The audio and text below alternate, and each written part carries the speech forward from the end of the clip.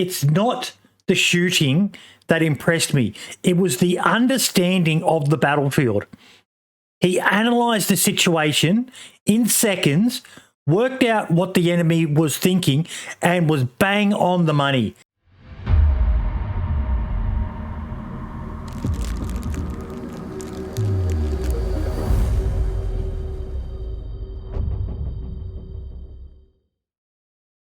Now, speaking of amazing creators, this one I am going to show. I'm like checking all those nooks and crannies in the rocks, see if they're like hiding. Yeah, thing is, they've killed them facing. So they were on the other side when they came towards the heli, so they'd be up on this hill. Yeah. Yep, right above us right now. Hit him.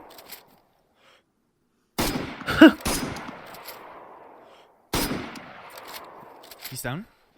Finish him off. He's untied. Good job. Now, as a former soldier, it's not the shooting that impressed me. It was the understanding of the battlefield. He analysed the situation in seconds, worked out what the enemy was thinking, and was bang on the money. Seriously, go give this guy a fucking sub to his Sour Sweet Shorts.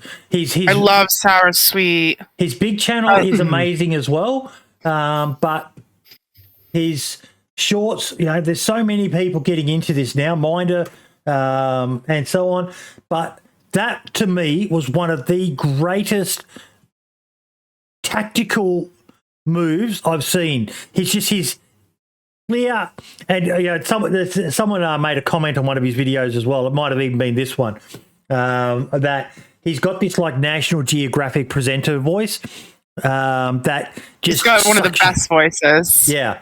Along with Gecko Fish. I absolutely love Gecko's Fish. He's got such a fucking amazing voice. Yeah, he's great. That is Sour Sweet is one of the best. Like I've run with him myself on one or two occasions, and he's one of the nicest dudes you will ever fucking meet. And he has an amazingly calming voice. It's like ASMR. I always tell him that every time I run into him, I'm like, your voice is like ASMR to me. Like, I want to fall asleep to the sound of your voice. It's so calming. It's very relaxing. But no, I love him. That was National Geographic guy who makes mundane shit sound like it's super important. And he said he liked it as well. And he's absolutely killing it on Twitch at the moment as well.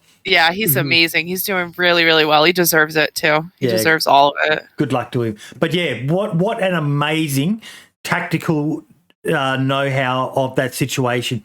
Analysed it, bang on the money, and had the skills to back it up as well. So phenomenal, absolutely phenomenal. Great work, Southsman. More clips like that, mate. Because a lot of people don't think through the situation. And that's one of the things I love about DayZ. Like you said yourself, Batty, that you're not a great PvP or anything like that. But DayZ is a game that allows, if you've got superior tactics, you can level, if not tilt the odds in your favour. Yeah, I mean, I've honestly, like, if you asked anybody, say, for example, Shook Dog, he's watched me since day one when I was back on Xbox.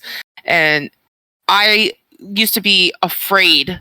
Honestly, I was like afraid of any kind of PvP. I was fearful of it. I loved the game, but I was fearful to run into things.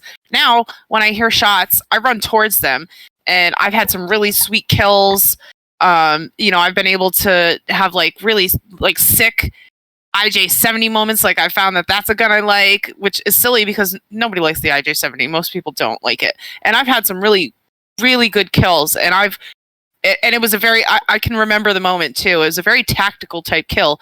I saw a dude, he was trained on somebody else because there was another guy that was with me, and this guy was like distracted by this other guy.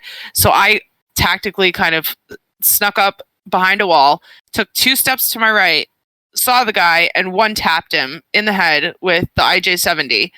And it was just a very like clean moment, but it took me a long time to get there. It took me a long time to figure out those moments where I was like, okay, well, if you're going to be here, I'm going to do this. I'm going to take this move. I'm going to take this move. Let's work together here. And so I think differently now, 2 years later, having played DayZ for quite a long time, and also having played other first-person shooter games that have helped me improve my skills in DayZ, and I've been able to get kills now.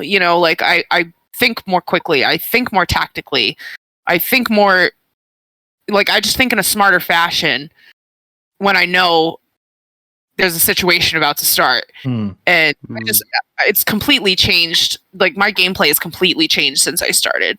Everyone does. You evolve, you change, you morph to improve. And that's what a lot of people have got to remember when it comes to DayZ. If you're getting bored, mix it up. There's a multitude of ways to play this game. Play how you want. That's my favorite thing about DayZ is that there's a style of gameplay for everyone.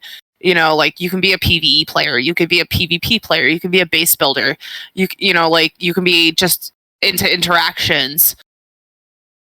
Exactly. There are so many different ways to enjoy this game. That's why it's one of the best fucking games. Like it just is, because there's just so many ways to enjoy it. Find that the different types of game play styles that you have actually complement other play styles as well. When I first started playing DayZ, I was a huge PvPer. Like I was in a clan. And we had our own server that was it had 60 players on it every day, when 60 was the highest amount of players you could get in a server. And we'd have on the server title, the server name would be a PvP zone in Berezino every Friday. And we'd be there and we'd just PvP all night. And I did that for about 3 years. And then after that, like it all sort of dispersed. And I just started playing DayZ like how most content creators that I've seen play it. You spawn in, you travel around, you get your gear, and you have an adventure with your friends. But like that actually helped me, because when I did want to PvP, because I'd been adventuring around, I was able to learn how to loot properly, how to get gear a lot faster, and then that sort of gets rid of the gear fear as well. So if you get gear fear, just learn to loot quicker. Yeah, when I started playing, I played solely because I was on Xbox. I didn't really have the option of interacting with people, so I really got into the PvE side of things. So I used to call it survivaling. And I'd be like, oh, I'm going survivaling today. I'm going to survival today. And I just did nothing but that. Now that I have skills in the game and I'm playing mostly on Namalsk, I have almost 600 hours on Namalsk at this point. That benefits me in a great way, because it's a hard survival map. So the fact that I have all the survival experience behind me helps me. Learning to survive in DayZ takes you to the next level. It makes the game so much more enjoyable when the basic survival things that kill so many people are second nature to you. I've watched Lax Hawthorne evolve from a PvP shitposting troll to now he can survive just as good as I can.